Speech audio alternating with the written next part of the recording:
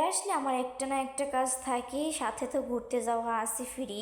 সবকিছু মিলিয়ে টাইম বের করতে পারি না, যতটুকু টাইম বের করতে পারি ততক্ষণ ঘুমোতে ঘুমোতেই চলে যায়। সব মিলিয়ে আমি অনেক বিজি দিন, তারপরও আমি সময় বের করে ফ্যামিলিকে টাইম দেওয়ার চেষ্টা করি। একটা কথা জানি, ছোট থেকে আমাকে আস্তে আস্তে কষ্ট করে বড় হতে হবে, তাহলেই আমি মানুষের মতো মানুষ হতে পারবো। আর জীবন উপভোগ করার বয়স এখন, আমি এখন না করে যদি 10 বছর পর করি তাহলে তো আর কোনো জন্য আমি সব কাজ এক পাশে রেখে আমি আমার বোনদের সাথে পুরো পৃথিবী ঘুরতে চাই, সুন্দর সুন্দর মুহূর্ত কাটাতে চাই। হ্যালো এভরিওয়ান, আসসালামু আলাইকুম, welcome to my new blog. যেহেতু আমাদের কালকে একটা প্রোগ্রাম ছিল, দেন আমাদের 5 বোনেরই সেই প্রোগ্রামে ইনভাইট ছিল, জন্য আমরা সবাই মিলে আজকে শপিং করতে চলে এসেছি। দেন আমরা 3 বোন কিন্তু আজকে বরিশাল থেকে দুপুরে ঢাকায় এসে পৌঁছেছি, তো আমাদের কালকে প্রোগ্রামটা অ্যাটেন্ড করতে হবে। দেন আমরা দুপুরে এসে বিকালটা রেস্ট নিয়ে সন্ধ্যাবেলা মার্কেটে চলে গেলাম শপিং এর জন্য। দেন আমরা 5 বোন ম্যাচিং করে জামা কাপড় নিতে চেয়েছিলাম, পুরো মার্কেট খুঁজেও ম্যাচিং জামা কাপড় পাইনি।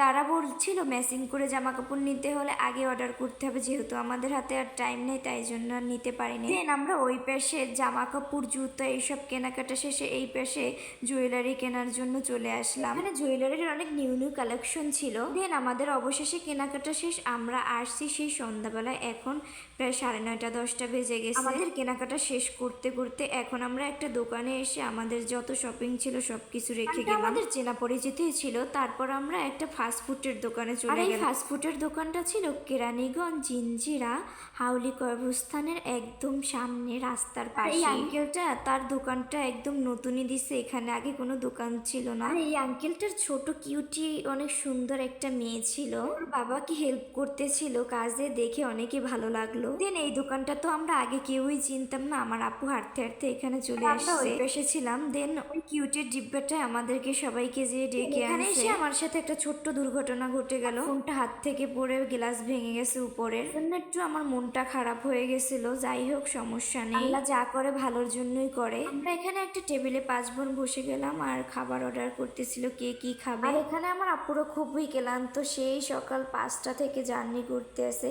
বাসায় গিয়ে আমি রেস্ট নেওয়ার টাইম পেলে ওরা পাই নাই। ওখানে আমরা যা যা অর্ডার করছিলাম আঙ্কেলটা সবকিছু গরম গরম ভাজতেছিল। আর আজকে আমাকে ভিডিও করতে আমার আপুরা কিন্তু অনেক হেল্প করছে, যেহেতু আমি লাস্টে ফোনটা ভেঙে আর ভিডিও করার কোনো মুডই ছিল না। আপুরা এই জন্যই আমার কাছে বেস্ট। আমি যদি কোনো সময় কোনো ভুল করে তাহলে আমাকে বকে না, উল্টো বলে সবকিছু বুঝিয়ে দেয়। আর যদি মন খারাপ থাকে তাহলে বকে, এমনি বকে না। আমার এই জন্যই ভালো লাগে, ওরা আমাকে সব সময় ফুল সাপোর্ট করে সব কাজ। দেন এরকমের বোন পেতে ভাগ্য লাগে। প্লিজ সবাই মাশাল্লাহ বলে যাবেন একবার হলেও। দেন এখানে আমি বক বক করতে করতে আমাদের খাবার চলে এসেছে। এখানে আমরা ফ্রেঞ্চ ফ্রাই, চিকেন ললি, কাবাব আর চিকেন ফ্রাই অর্ডার দিয়েছিলাম। সত্যি কথা বলতে নামি ধন্য রেস্টুরেন্টের থেকেও আমার এখানের খাবারগুলো অনেক অনেক ভালো লাগছে। আমি জিঞ্জিরা গেলে আবার তার দোকানের ফাস্টফুড আইটেম ট্রাই করব নিশ্চয়ই। আমি তো লোকেশন আগিয়ে দিয়ে দিয়েছেন, আপনারা কেরানীগঞ্জের ভিতরে যারা যারা আসতে চান আসতে পারেন। এখানে খাবার খেয়ে আপনাদের অনেকই ভালো লাগবে, আমি গ্যারান্টি দিয়ে বলতে পারি। আর খাবার হাতে পেয়ে আমরা গরম গরম সবাই খাওয়া শুরু করে দিলাম, কারণ এতক্ষণ আমরা শপিং করে এখন আমরা খুবই ক্ষুধার্ত। আর এইরকমের 5 বোন